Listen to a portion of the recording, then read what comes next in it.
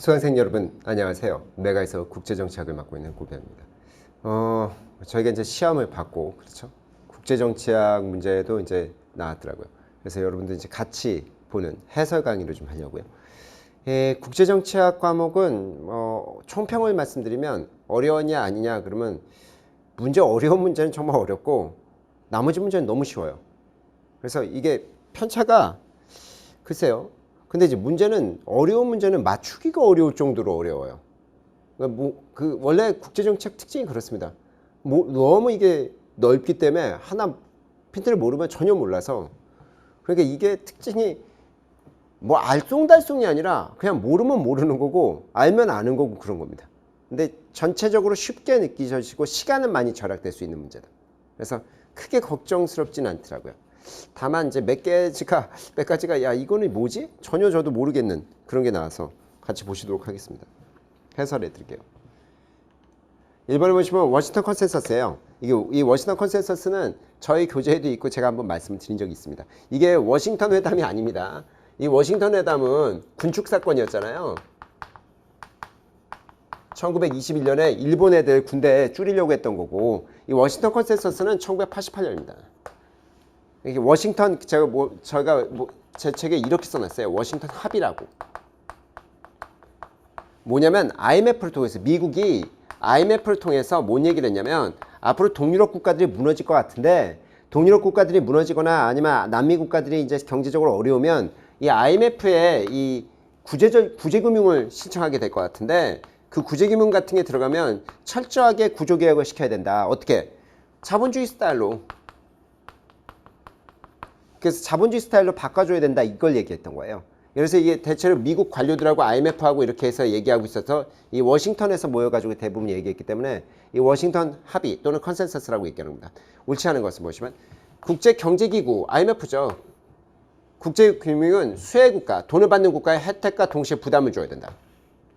우리나라도 1997년에 IMF로 돈 받을 때 뭐예요? 구조개혁하라고 해가지고 해외 직접 투자 들어오겠다고 하고 자본시장 열라고 했고 그 다음에 어때요? 우리나라 여러 가지를 바꿨다고요. 그렇게 부담을 주기로 했단 말이죠. 그 다음에 요거 이제 워싱턴 DC에 대부분 모여 있어서 그래요. 그래서 워싱턴 합의라고 얘기하고, 그렇죠? 무역 자유화를 강조합니다. 이걸 강조합니다. 근데 외국인의 직접 투자를 제한한다는 입장이 아니라 이거를 널리 완전 오픈이에요. 완전 대오픈. 우리나라도 실은 외국인 투자가 쉽지 않았던 나라예요. 97년 전까지는 외국인이 우리나라 기업에 투자하려면 돈을 지급하는 구조지 직접 투자가 잘 안 됐어. 우리나라 사장을 쓰고 그랬어야 돼요. 그 다음에 우리나라 토지를 살 수가 없어. 우리나라 건물을 살 수가 없었어. 주식도 살려고 하면 되게 까다로웠어요. 근데 97년에 IMF 맞은 다음에 싹 다 갈아엎으라고 했었거든. 이게 미국의 음모론이죠. 그래서 여기 반사기주의자들은 이 글로벌리스트라고 하는 사람들의 안티들은 뭐라고 하냐면 이게 미국의 이익을 위한 자본주의의 거대한 음모다라는 얘기를 했습니다. 그래서 우리나라에 들어왔던 IMF에 대해서도 이런 식의 보는 관점이 굉장히 강해요. 이게 보통 이제 종속이론가들 이쪽 중심으로 해서 마르크스주의자들이 좀 그랬죠. 답은 3번입니다. 직접 투자 엄청 좋아하게 됐죠. 그래서 요거는 한번 그래도 제가 말씀드린 바가 있었던 것 같아서 다행히 맞추시지 않았을까라는 생각합니다. 근데 조금 어렵게 느끼실 수도 있어요. 혹시 워싱턴 회담이랑 헷갈리셨으면 그건 좀 안타까운데. 이번에 보시면 이거 잘 모르겠더라고요. 제2의 이미지 역전이라는 겁니다. 근데 이거는 어떤 거냐면 이 이미지 역전이라는 게 뭐냐면 이 국내 정치라는 게 있고요. 보통 이제 국제 체제라는 게 있단 말이에요. 국제 정치라는 게. 그러면 이제 어떻게 생각하냐면 왈츠 같은 사람은 이 국제 구조라는 게 여기를 그냥 조건 지운다라고 생각하잖아요. 그러니까 여기에 무정부성이라는 게 워낙 강력한 거니까 여기는 어떻게 할 도리가 없다. 여기는 무조건 정해지는 거다. 이렇게 생각하죠. 그리고 여기 안에를 별로 보질 않아요. 궁금해하질 않아. 이 왈츠는. 근데 이제 신고전현실주의자들은 어떻게 봐요? 신고전현실주의자들은 이쪽에 국내 정치의 어떤 역동성이라고 해야 될까? 여기에 어떤 요소들이 작용을 하고 그게 무정부성이라는 어떤 구조와 같이 맞아 돌아간다고 생각하지. 근데 이런 관점에 거의 비슷한 느낌, 약간 이쪽 관점이 비슷한 느낌의 얘기예요. 제 이미지 역전이. 뭐냐 얘기냐면 어떤 사람은 국내 정치가 자동스럽게, 그러니까 국가라는 건 단일체고 그 국가라는 것들의 행위가 국제 정치를 만들어낸다 이렇게 생각하는 게 고전적인 어떤 느낌일 수 있는데 현실주의에 여기는 어떻게 되냐면 이게 1978년에 고르비치라는 학자가 있대요. 이분이 뭐라고 얘기했냐면 예전에 이제 국제 정치라는 영역이 엄청 커지게 됐다 이거지. 왜냐면 오일 쇼크 같은 것도 경험하는 거니까 70년대가. 그러니까 국제 정치라는 관점이 국내 정치의 반영일 뿐이야. 그러니까 이게 이걸로만 반영되는 거냐. 그러니까 국가라는 게 곧 이 행동을 통해서 모든 게 만들어지는 거냐. 그게 아니라 국제 정치라는 이 큰 틀이 국내 정치를 모양을 잡는 거고 동시에 국내 정치 안에서도 그 요소가 돌아가고 있는 거고 이렇게 보는 거예요. 투 트랙이 왔다리 갔다리 하고 있다고 생각하는 거예요. 그러니까 이때쯤 왈츠가 아닌 게 아니라 신현실주의를 중심으로 얘기를 많이 하고 있었거든요. 그러니까 이 구조라는 게 79년쯤에 얘기하는 거니까 이때쯤이에요. 고르비치도 얘기하는 거가 왈츠가 얘기하는 게 시점이 비슷하다고. 그러니까 국가라는 게 단일하고 국가의 행동을 통해서 국제정치가 만들어지는 게 아니라 국제정치라는 관점이 국가에 투영될 수 있다라고 보는 건데 다만 왈츠는 국가는 별게 없다. 국가 내부분 이렇게 보는 건데 고르비치는 국가 안에서도 움직임이 있다 이렇게 보는 거예요. 그래서 국가 내의 속성을 통해서 국내 정치가, 국외 정치가 설명된다 이게 아니라 거꾸로 국외 정치라는 게 대외 정치라는 것이 국가의 속성에 영향을 준다. 그래서 이게 이미지가 역전된다고 보는 거예요. 그러니까 어떻게 된 거냐면 이미지 역전이라는 게 거울이라는 게 있으면 이게 국내 정치면 이게 투영되면 국제 정치가 된다 이렇게 보는 거였어요. 그러니까 이게 이미지가 여기 거울이 있다면 여기에 큰 거울이 있을 거 아니에요. 국제 정치라는. 그러니까 여기에서 빛이 들어오면 이게 여기에 투영돼서 여기 나타나는 것 뿐이다. 근데 여기에 제2의 이미지 역전이라는 게 이렇게 되는 거예요. 빛이 반사돼서 다시 돌아가서 여기다 영향을 준다 이렇게 보는 거지. 이게 제2 이미지 역전이라는 거지. 그래서 그렇다면 국가 내 속성이 대외 정치를 무조건 다 설명한다 이렇게 얘기할 수는 없다고. 국내 구조와 정치 과정이 주어진 걸로 보지 않는다. 예, 보지 않아요. 이것도 역동적인 거예요. 이게 움직이는 거야. 변동할 수 있다? 그러니까 이 점에서는 약간 신고전주의 같은 느낌은 있지. 국내적 요소들이 움직이고 있다. 가변적으로. 왈츠는 왈츠가 아니라 고르비치니까. 그 다음에 국제적 요인이 어떻게 국내 정치에, 그러니까 국제 요인이 어떻게 국내 정치에 투영되는지를 보여주는 거예요. 영향을 주는 거야. 이걸 보고 싶었던 거야. 이게 리을이 가장 중요한 거지. 그러니까 리을하고 니은. 그래서 답은 4번이죠. 옳은 거 고르는 거죠. 이게 4번인데, 이미지 역전을 제가 설명드린 적이 없죠. 없어요. 그래서, 아이고. 근데 이거는 또 다른 수험서에서도 거의 없어요. 근데 국제정치에 나온 바는 있는 바인데, 좀 주류가 아니라서, 못 맞추지. 제가 말씀드렸잖아. 아예 모르면 절대 못 맞추는 문제더라고. 근데 제2이미지 역전이라는 게 국제정치에 있긴 한데, 이거를 뭐 대부분 수험서도 잘 담고 있지 않고, 이제는 담겠죠. 기출이 나왔으니까. 그러니까 이거 시험 문제 내시는 분이 뭐 낼 거 없나 그랬다가 수험서 같은 거 봤다가 어떻다? 이거 없네. 그래서 이거 내야지. 이렇게 낸게있지. 대체로 뭐 국제정치학 뭐 공부하시는 분들 여기 뭐 정치외교학이나 뭐 이런 거 하시는 분도 있어도 저 관계학 뭐 국제관계학 같은 거 하시는 분 있어도 저 얘기를 들으신 분도 있겠지만 많이 못 듣지. 그래서 초반이 어렵구나 라는 생각이 들더라고요. 요거는 너무 쉽죠. 이걸 못 맞추시면 안 됩니다. 베를린 48년 6월부터 1949년 약 5월 때까지 한 1년 정도. 철의 장막이라는 게 언제냐면 1946년의 얘기예요. 이게 처칠이 미국 어디 대학이야. 거기 가가지고 뭐 얘기 물으니까 앞으로는 소련이랑 싸울 것 같은데? 뭐 이렇게 얘기했어요. 이거 봄철 언젠가 몰라. 모르겠는데 46년에 그렇게 얘기했어. 그러니까 이거는 몇 번 뉴스에 많이 나오는 거지. 뭐 이거 다큐멘터리에. 그 다음에 이거는 뭐 이제는 뭐 잘 아시겠지만 트루먼 독트린이 먼저잖아요. 봄이잖아. 3월에. 그래서 여름에 이걸 했고. 그럼 뭐예요? 처칠이 먼저 얘기했고 그 다음에 어떻다는 거예요? 트루먼이 얘기했고 그 다음에 트루먼이 먼저 얘기했지. 그 다음에 마샬 들어가고 그 다음에 베를린. 근데 여기서 이게 처칠을 잘 모르셔도 처칠을 몰라도 나가 두 개 있잖아. 그럼 여기서부터 시작하는 거라고 생각하셔야 돼. 설마 이거겠어요? 설마 이걸 거 하지 않잖아? 왜? 처칠이 미소 냉전이 먼저 발생했잖아. 그걸 뒷북을 치고 있을 사람이 아니거든. 저걸 뭐 잘 아실 수 있었을 거예요. 저 처칠의 철의 장막 같은 건 우리 교재에 없어서 나중에 또 추가해 넣을 것 같은데 나머지는 다 아는 거니까. 다음은 3번입니다. 4번 앤더슨. 나 이거 몰라. 나 이거 처음 봤어 오늘. 앤더슨이라는 사람이 있는지도 모르겠고 뭐야 이거야. 그래서 민족이 뭐냐 이랬는데 뭐 선승됐다 창조됐다 이거 뭐야 이건. 100% 찍는 건데 뭐 당연히 틀렸죠 저는. 뭔데 선생? 이거 상상된 공동체랍니다. 이게 베네딕트 앤더슨이라는 학자인데 이게 남미 뭐 그쪽 동네 사람, 그러니까 영국 사람이에요. 영국 사람인데 이 사람이 저렇대요. 중국에서 태어나가지고 뭐 영국에서 공부하고 이랬다는데 영국계인데 이 상상된 공동체라고 얘기하는 게 그렇게 들으니까 또 들은 바가 있는 것 같아요. 이 사람인지는 모르겠고 이 민족이라는 거는 이게 실제 하는 게 아니라 선동이라고 해야 될까? 주입되는 거라는 거야. 그게 뭐냐면 여기 보통 민족에 대한 얘기들이 나올 때 이거예요. 민족이라고 해서 우리가 얼마나 뭐 같이 뭐 공유를 한 게 얼마나 많다고. 솔직히 역사를 막 우리가 배우면서 우리 민족이 많이 당했구나 뭐 이러지만 까놓게 해서 이 민족에 우리가 언제 들어왔는지 뭐 삼국시대에 만들어졌다고 하는데 삼국시대에 진짜 만들어진 건지 아니면 진짜 어디 뭐 저 같은 애들은 뭐 고려시대 때 몽고족 속이 들어온 걸지도 모르잖아요. 솔직히 얘기해서. 그러니까 이거는 우리가 공유하도록 교육시키니까 그런 거지. 이게 실제 민족을 만난 적이 있냐는 거야. 만나봐야 동네 사람들이나 만나는 거지. 한국 사람이면 내가 무슨 부산에 자주 가거나 무슨 뭐 전라도 광주에 자주 가거나 뭐 강릉에 자주 가 그런 게 아니잖아. 그냥 우리가 그냥 같이 공유하는 이유가 뭐예요? 같이 교육받았으니까 그런가 보다 이렇게 생각하는 거지.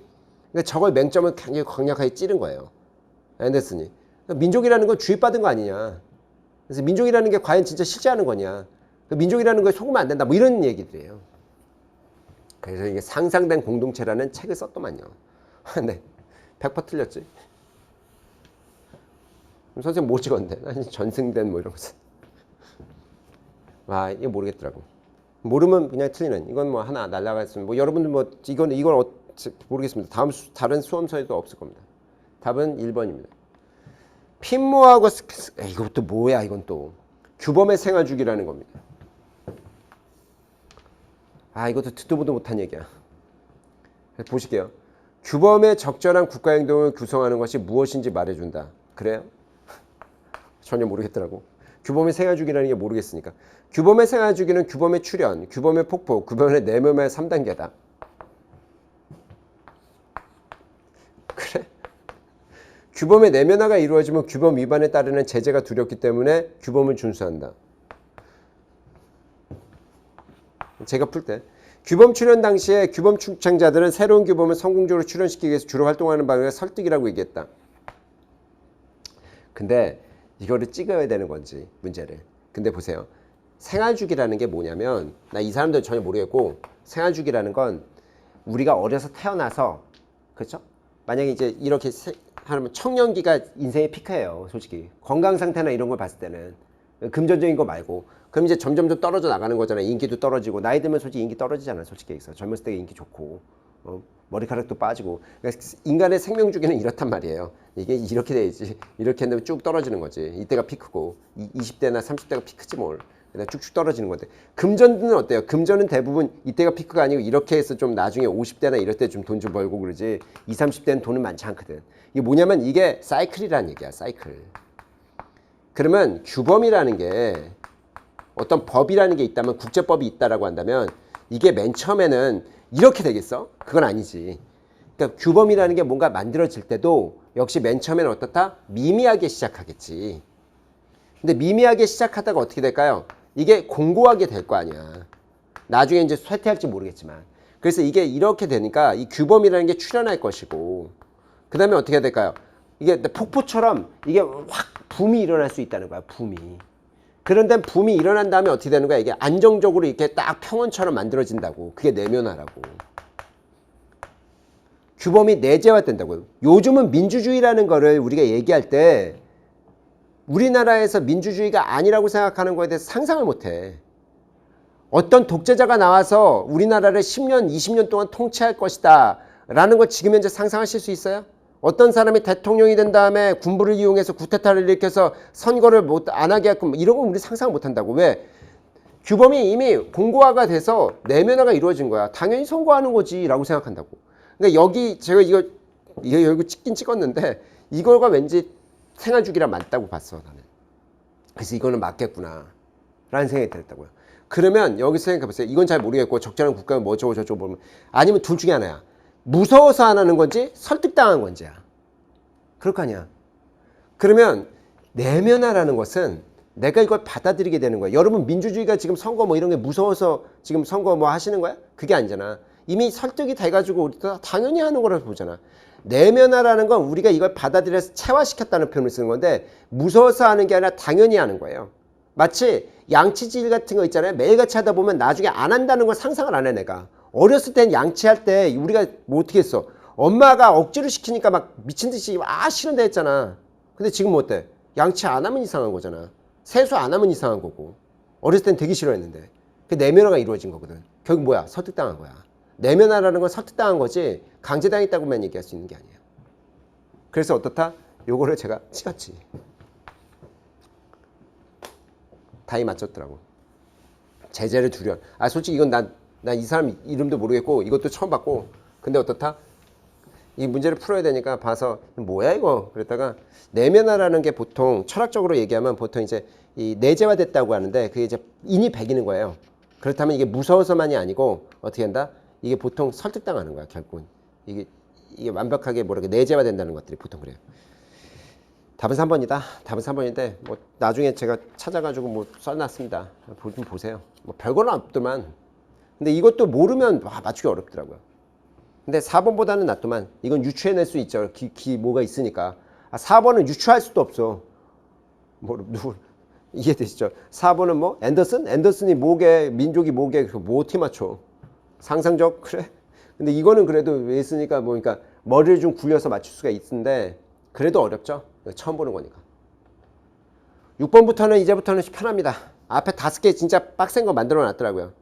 기운 빼려고. 앞에 센 거 놔놓으니까 시험 볼 때 어때요? 와 이거 되게 어렵네 라는 생각이 드니까 기운이 확 빠지거든. 그래서 멍해지거든. 근데 6번부터는 완전 평탄합니다. 완전히 그냥 쭉쭉쭉 나가요.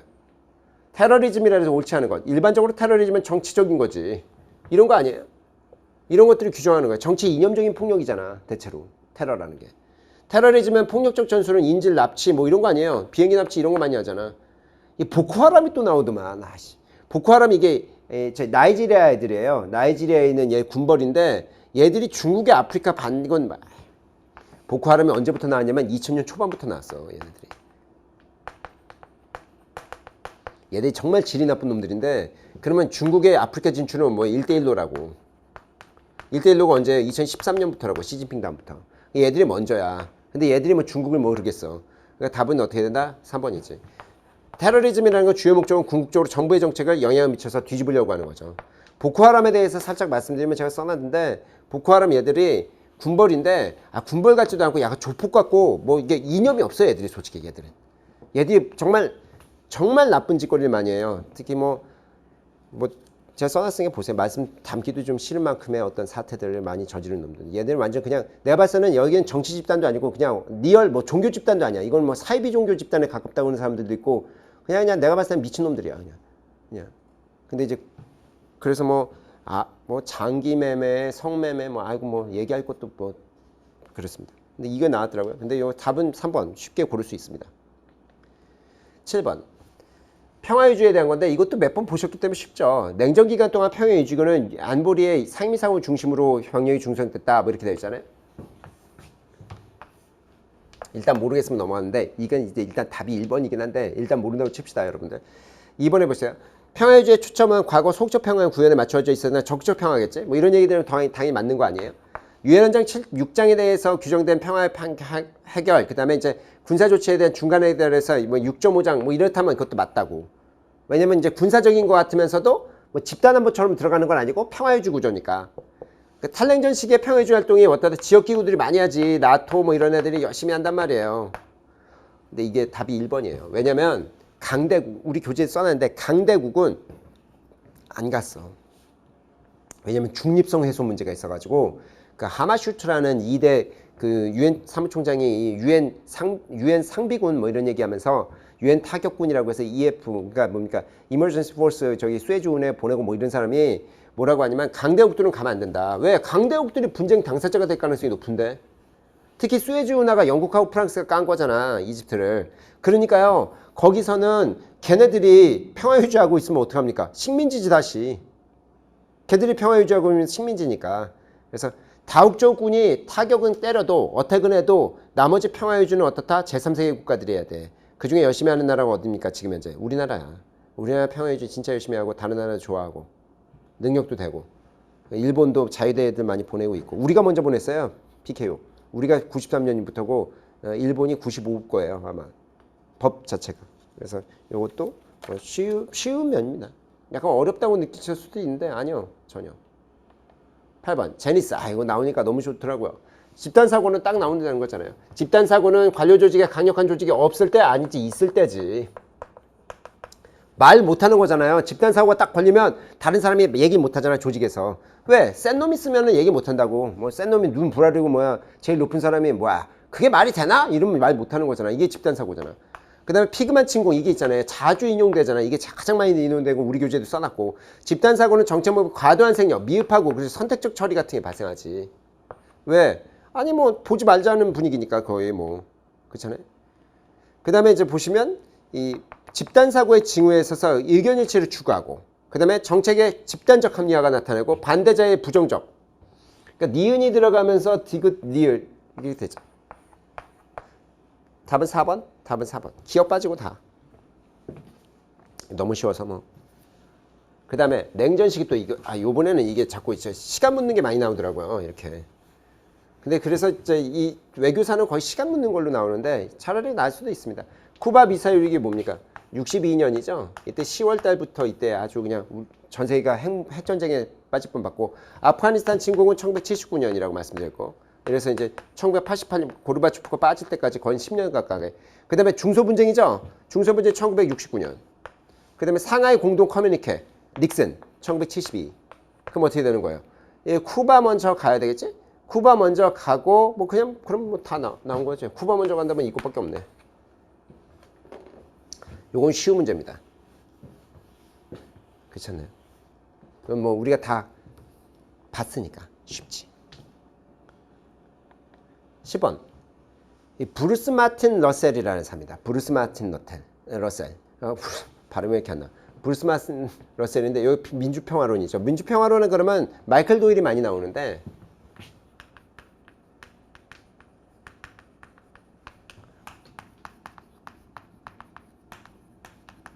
어쨌든 민주평화론이 뭐냐 이 사람은 중요한 게 아니라 이거지. 민주평화론이 뭐냐 보실게요. 민주주의 국가들은 상대방의 존재와 권리를 존중하면서 비폭력적으로 접근한다. 그렇지 않아요? 그 민주주의 국가들끼리 싸우지 않는다는 거잖아요. 민재 국가들끼리는 전쟁 없다 이거잖아. 이 논쟁이. 전쟁 없다니까 맞는 지문이죠. 맞다고 봐야지. 그 다음 민주주의 국가는 비민주 국가와 전쟁을 하지 않는다. 아니지. 얘들이랑 이제 권위주의 국가들 아니에요. 얘들이랑 싸움 붙으면 어마어마하다고 했잖아. 대체로 청중비용 이론 같은 게 있어서 가급적 어떻게 된다? 얘네랑 안 싸우는데 얘랑 싸우게 되면 그때는 죽자 사자. 민주주의 국가가 훨씬 이길 가능성이 높잖아요. 만약 이렇다면 만약 전쟁 나면 얘하고 얘가 붙어서 전쟁 나면 누가 이겨? 얘가 이길 가능성이 지대히 높다고. 이렇게 보지. 얘는 오히려 비민주 국가는 마지막 순간에 꼬리를 뺀다고 생각해. 왜? 어차피 전쟁이 진다 하더라도 비민주 국가의 권위주의의 어떤 독재자는 지가 살아남는 경우가 많아서 전쟁 자체를 피해요. 이런 경우에 있어서.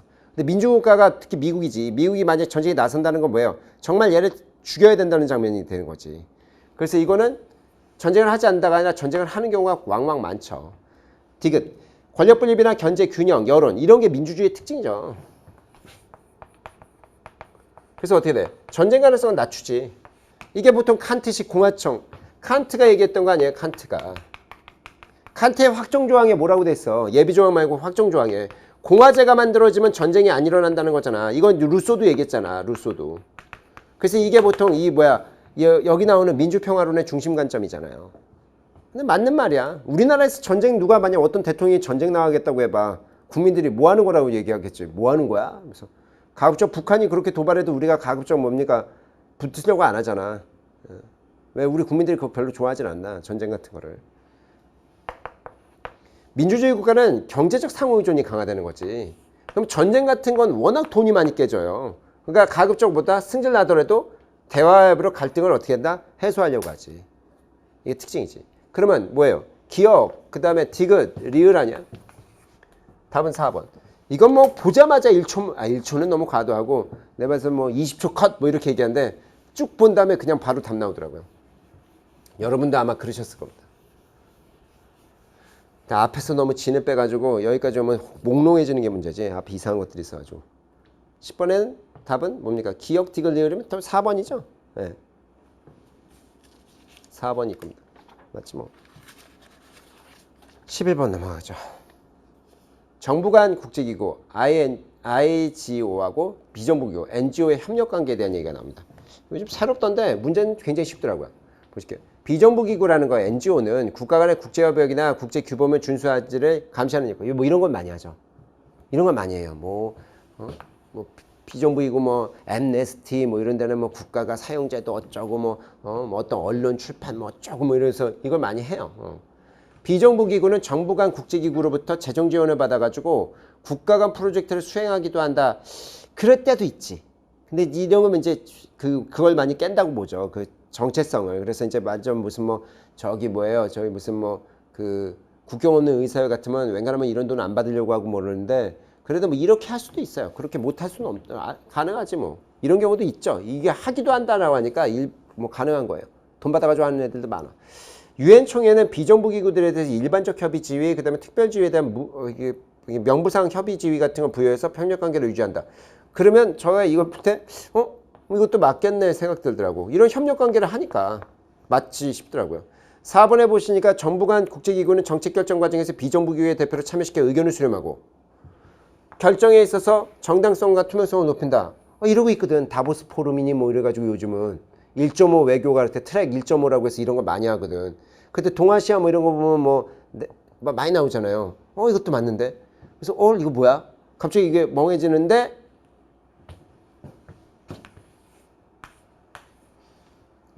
왜 선생? 경제사회 이사회지. 보통 돈은 어디서 나간다? 경제사회 이사회를 통해서 돈이 나간다고 제가 몇 번 말씀드렸잖아. 근데 그게 유추가 되셨을까요, 여러분이? 그게 좀 어려웠을 것 같은 느낌. 잘못하면 이거를 건드리고 계셨을 가능성이 있는 것 같은데 4번은 답으로. 근데 실은 경제사회 이사회잖아요. 협력, 체결 뭐 이런 얘기들 나오는데 그게 뭐 이게 비정부 기구뿐만 아니라 정부 간 기구랑도 유엔이 총회 단위로 직접 만나지 않고 경사회를 통해서 하잖아. 그래서 그때도 경사회를 통해서 보고받고 경사회를 통해서 뭡니까 얘기하고 그러지. 답은 3번이에요. 경제사회 이사회가 왜 따로 있겠어? 3번입니다. 근데 여러분이 4번 혹시 고르지 않으셨을까 좀. 근데 뭐 잘 하셨을 거라 봐요. 12. 주요 군비 통제 보실게요. CTBT 그때 말씀드린 거랑 다행이야. 여기 ABN 같으면 솔트원 아니에요. 뭐야? 탄도탄 요금미사일 숫자 제한했던 거죠? 그 다음에 여기 이제 요게 이제 연결된 거지. 똑같이. 70년 수준을 IBM 동결하겠다는 거죠. 그렇지? 그 다음에 전략무기 감축의 스타트 같은 게 이게 1990년에, 91년에 맺어지는데 82년부터 소련이나 이거의 모든 중거리 이게 INF에서 1987년에서부터 연결해가지고 1991년에 고르바초프하고 부시 대통령이 어떻게 됐어? 이건 레이건이랑 고르바초프하고 레이건이 했던 건데 여기 고르바초프하고 아빠 부시 대통령이 요게 스타트 1이잖아요.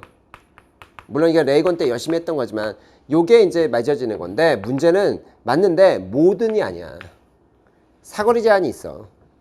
모든 중거리 미사일이 됐던 게 아니라 35%씩 감축하기로 했다고 그것도 저희 교재에 쓰지 않았나 내가.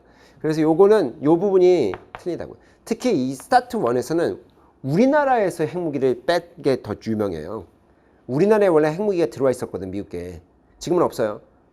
근데 이걸 뺐거든. 이걸 뺀다는 조건들 뭐 이런 게 있었어요. 그래서 그게 더 유명해. CTBT는 지하 핵실험 포함해서 모든 핵실험을 금지하는 겁니다.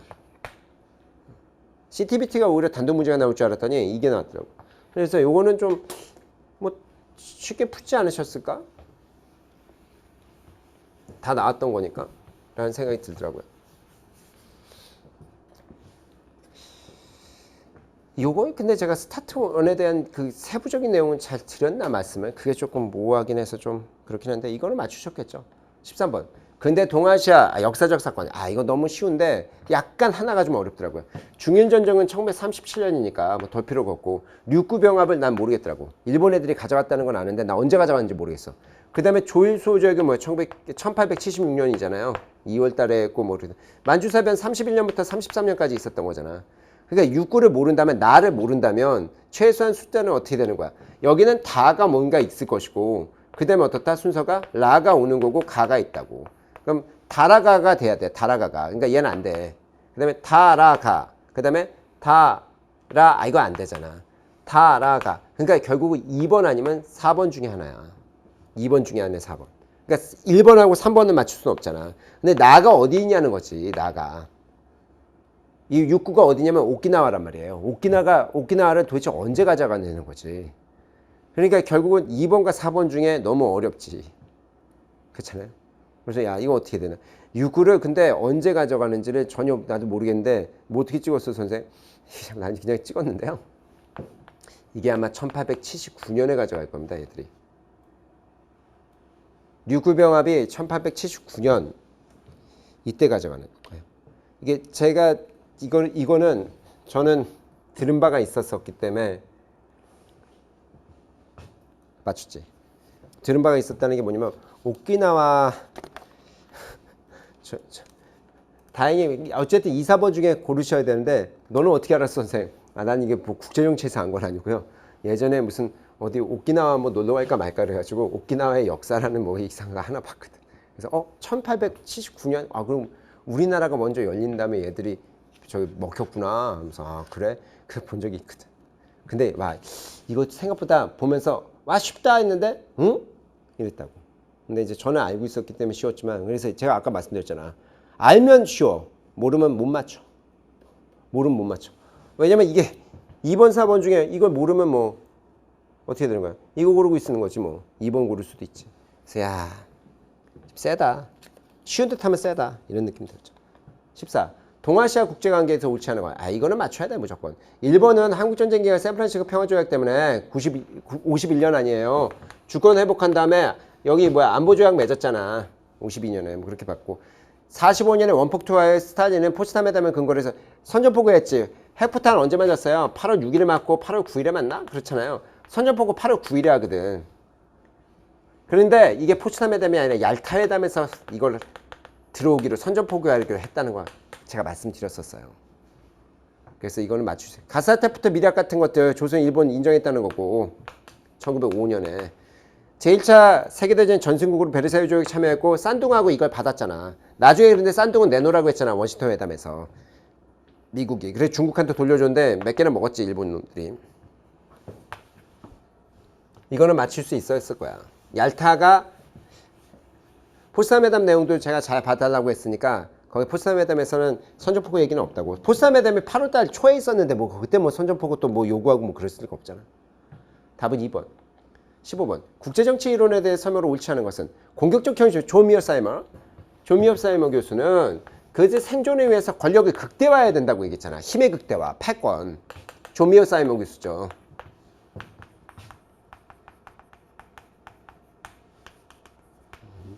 요즘 각광받고 계시지 이분이. 러시아가 그렇게 우크라이나 까면서.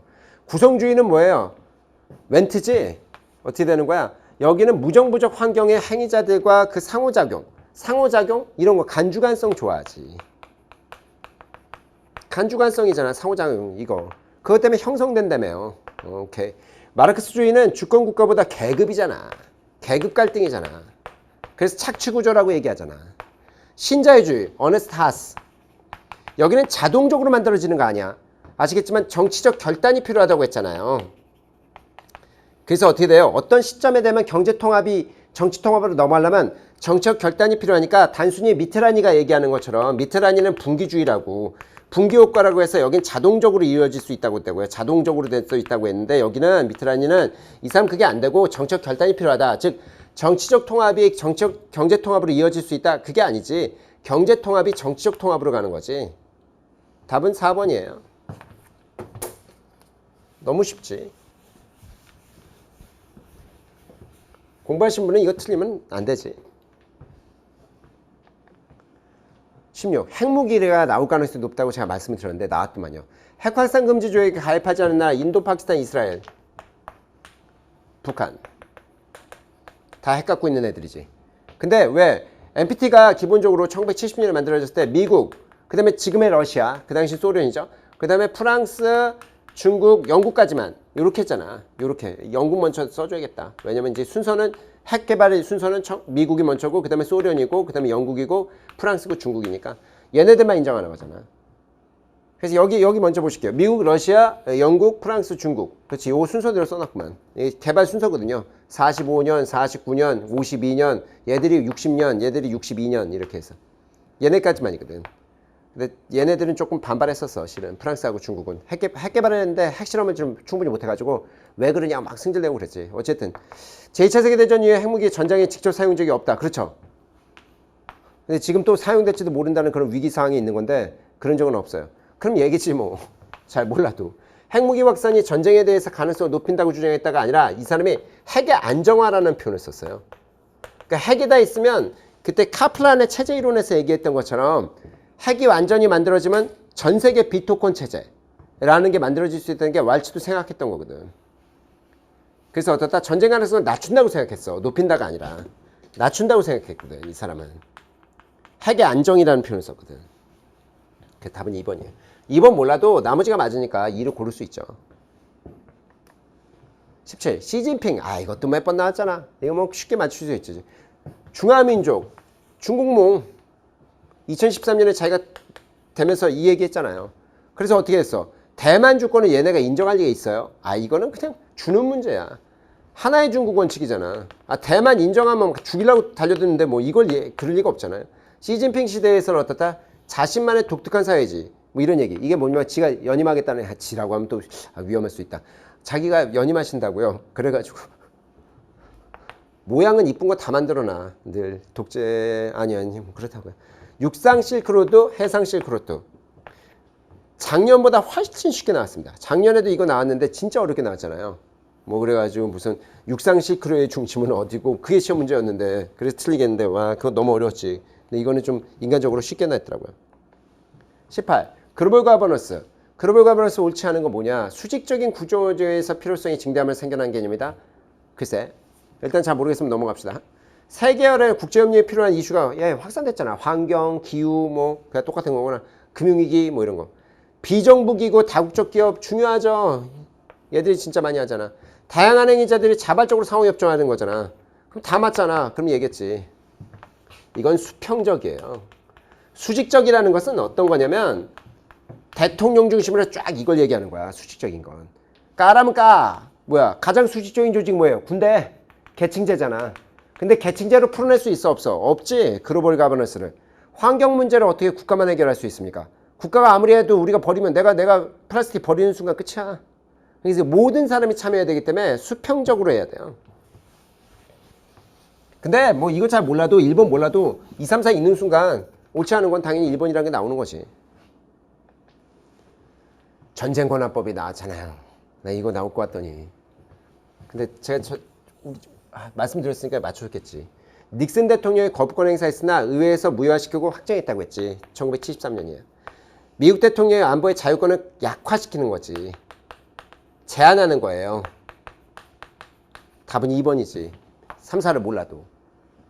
이게 닉슨이 전쟁 안 하기로 하고 73년 1월 달에 파리 평화, 베트남에서 레도톡이랑 파리 평화 키신저 보내가지고 해놓고선 갑작스럽게 전쟁에 다시 들어가려니까 미국 의회가 딱 막아버린 거잖아.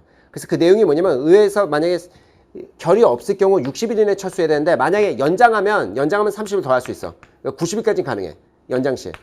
근데 이 경우에서 합의할 때 48시간에 의회에 보고해야 돼요. 먼저 해야 되는데 안 되면 48시간에. 그래서 이제 60일까지는 봐주는데 만약 이렇게 되는 거지.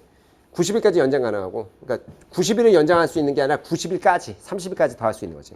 내용들 좀 살펴드리려고 말씀드렸는데 뭐 살필 필요도 없어. 2번이 확실히 틀리기 때문에 20번. 이거는 완전히 이건 고등학교 수준도 아니야. 이거는 뭐 이거 내가 뭐 보면서 웃음이 나오더라고. 2차 세계대전의 결과로 생긴 게 아니래요. NL은 뭐 1차 세계대전이잖아요. 뭘 더 얘기해? 이거 가트고 IMF고 IBR도. 내가 봤을 때는 교수님이 문제 만들다가 20문제까지 아니었어요. 근데 25문제라니까 아씨 귀찮아 씨 그러면서 에라 모르겠다 이 문제 낸 것 같아. 아 귀찮다 이러면서. 이거는 뭐 제가 설명드릴 필요도 없고. 21번 헌팅턴 교수가 나왔지. 문명충돌론도 어렵게 안 나왔어요. 보실게요. 옳지 않은 것. 문화의 차이가 문화의 충돌을 가져올 것이고 그렇잖아. 1994년에 얘기했잖아 이분이. 포러너 피어즈에 이렇게 얘기해서 요인이 될 것이다 이렇게 얘기했잖아. 갈등의 원인이 내부에서 충돌이다. 아니지. 내부가 아니지. 문명 외부. 특히 누구랑 누가. 서유럽 국가들 서구 미국하고 뭐 이슬람. 그 다음에 누구야. 동아시아권. 이렇게 있잖아. 중국이 아마 발응할 것이다. 그 중국이 커지면 미국이랑 한판 붙을 수도 있다. 뭐 이런 얘기를 했잖아. 그 다음에 이슬람이 먼저 테러가 할 줄은 몰랐겠지만. 그 다음에 이런 애들로 나눠놓은 거지 뭐. 유교 문명과 이슬람의 문명이 발응할 것이다. 이 얘기를 했잖아. 내부에서 왜 싸우겠어요? 내부도 싸우고 외부도 싸워. 근데 이게 문명 충돌인데 내부에서 싸우는 게 문명 충돌이겠어? 외부에서 싸우는 거겠지? 22. 국제협력에 대해 신현실주의. 뭐 퀘너스와스. 이거 뭐 제가 설명드릴 필요도 없겠고. 국가는 국제체제 무정부주의 구조 때문에 협력하기 어렵다. 어? 국가들은 절대적 이익보다 상대적 이익을 중시한다. 어? 규범을 창설하면서 공공재를 제공하는 경우에서 국제의 총립대에 지속될 수 있다. 에이, 이런 얘기 하나? 근데 이거는 뭐예요? 킨델버거 뭐 이런 애들이잖아. 올슨 이런 애들. 공공재적 패권 안정론이지. 근데 얘들도요, 뭐예요? 말치는 아니라도 신현실주의야. 말치는 아니라도. 보실게요. 국가의 이익이나 정체성이 변하면 국가의 협력 가능성이 높아진다. 그런 건 없어. 현실주의에서 협력이 가능하다니 그런 건 없어. 여기 협력 촉진된다며 선생. 얘네들인데 얘네들이 뭐예요? 신현실주의에 입각하잖아. 물론 이제 여기서 가장 중요한 건 길핀이긴 한데 그러면 이건 정체성이고 뭐 이러면 벌써 구성주의 같은 느낌이에요. 이건 신제도자유주의예요. 근데 이 문제는 쉬운데 여기 사이에서 조금 고민은 살짝 있을 수 있겠더라고. 근데 제가 이걸 어디다 써놨어? 패권 안정론을. 현실주의 파트에 써놨잖아. 답은 4번이에요.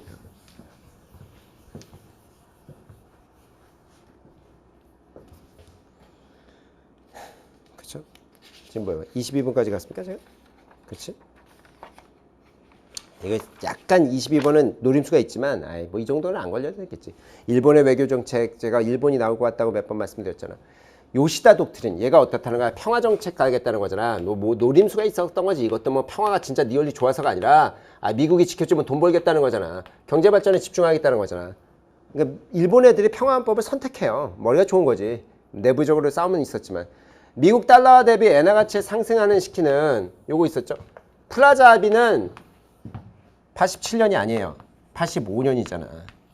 그리고 87년은 느브르 합의라는 게 있었어요.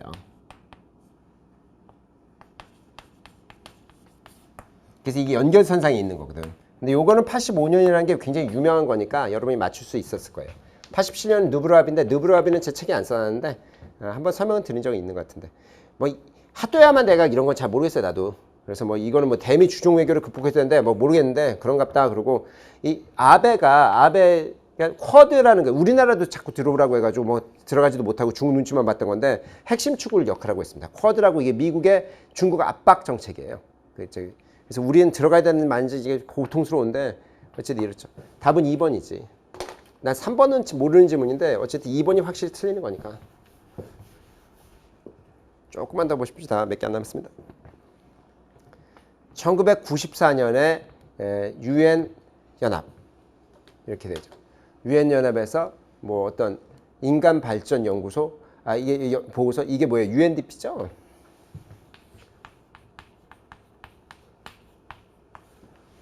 이거 뭐라고 했어요? 뭐라고 했냐면 인간안보라는 걸 얘기했잖아. 인간안보는 제 책에 써놨잖아. 이게 나올 것 같다고 했잖아. 그래서 이 중에 정치안보가 뭐냐는 거잖아. 이건 질병안보예요. 그 다음에 이제 가난으로부터의 도피라고 해서 경제안보가 있고 7가지를 얘기했잖아요.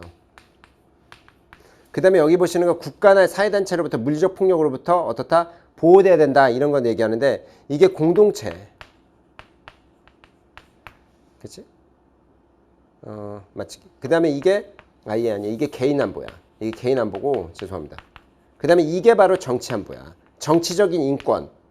그 다음에 정치로부터의 어떤 뭡니까 그 소외 같은 걸 막아내야 된다라는 거고 요게 뭡니까 이게 공동체예요. 가부장적 그런 것들 뭐 이런 것들로부터 벗어나야 된다. 그래서 경제나 이거 이렇게 있고 식량 안보 있고 식량 안보가 더 중요하게 이제 현재 이루어지고 있고 그 다음에 기아로부터 이게 식량 안보고 그 다음에 이제 환경 있죠 환경 이렇게 되는 거죠. 그래서 여기는 3번이죠. 정치안보라는 게 이거예요. 아 근데 이거는 이거 몰라도 정부가 개인의 이념을 뭐 통제하고 뭐 이러면 이게 정치안보겠지. 딴 거겠어. 몰라도. 25번 보실게요. 25번 보시면 다음은 뭘 설명하는 거냐라는 얘기가 나옵니다. 노벨상을 받았다고 그러고 스위스에 있다고 그러고 1919년에 만들어졌다고 하고 그러면 1차 세계대전 때 이후에 만들어졌다는 거잖아요. 이건 절대 안 돼. 이건 2차 세계대전 이후에 만들어지는 거야. 이것도 절대 안 돼. 이거 1949년에 만들어진다는 거 아시잖아. 이거는 어디서 만들어지는 거야? 이건 브랜든 우즈 체제라고 해서 브랜든 우즈에서 만들어지는 거니까 얘 둘 중에 골라야 돼. 근데 이거 언제 만들어져요? 이거 19세기에 만들어지거든. 19세기 중반에. 전 세계에서 가장 먼저 만들어진 기구가 뭐냐? 그럼 얘 부르잖아. 그럼 뭐야? 얘밖에 안 남았잖아. 그래도 문제를 이렇게 내놓고선 이걸 그래도 던져주시니까 다행이지. 그래서 아 이거는 그래도 인간적으로 괜찮구나. 그래서 문제를 맞출 수 있는. 25문제를 문제를 푸는데 맨 처음에 되게 쫄았다가 마지막에 6번부터 쫙. 그래서 국제법과 비교하자면 국제정치는 난도가 괜찮다. 어렵지 않구나. 내가 걱정했던 것보다 훨씬 쉽구나. 여러분들이 괜찮았겠는데 아 국제법은 너무 어려웠죠. 어쨌든 국제정치는 그렇게까지 어렵진 않았다 라고 봅니다. 다만 모르면 어쩔 수 없어. 저는 이제 하나 날라갔는데 앤더슨 날라갔는데 솔직히 뭐 그쪽 규범의 생활주기도 솔직히 더럽게 어렵지. 근데 이제 그건 정말 제가 뭡니까 눈치껏 맞춘 거고. 그런데 이제 아니면 이제 약간 그런 게 아예 모르면 좀 쉽지 않은. 그러니까 왜냐면 이제 이 오키나와 ryugyu국을 이제 언제 가져갔냐 이런 것도 솔직히 이제 수험하시는 분들은 모를 수가 있잖아. 개인적으로 뭐 어디서 듣지 않은 이상. 그래서 까다로울 수는 있다. 한 3-4개 틀리실 수도 있다 오히려. 그런 부분이 있더라고요. 하여튼 뭐 나머지는 평이하고 그러니까 난도가 너무 이렇게 이 문제들 사이에 좀 격차가 좀 심한 문제가 많았다라고 말씀드릴 수 있습니다. 어쨌든 여러분들 고생하셨고 또 뭐 저기 잘 되신 분들은 뭐 잘 앞으로 또 해나가시면 되고 조금 아쉬웠던 분들은 또 뭐 준비하실 거면 저랑 같이 또 열심히 하시면 됩니다. 근데 뭐 여기는 조금 더 많은 내용들을 제가 좀 더 설명드려야 될 것 같아요. 최대한 뭐 여러 얘기를. 근데 이론은 확실히 어렵진 않으셨을 거고 이론보다도 좀 이런 상상적 공동체 그런 얘기도 좀 더 어디서 좀 주워 들은 건 하여튼 최대한 방출해야 될 것 같다라는 말씀드립니다. 그러면 다음번에 만나 뵙고 또 이야기 나누도록 하겠습니다. 수고 많으셨고 감사합니다.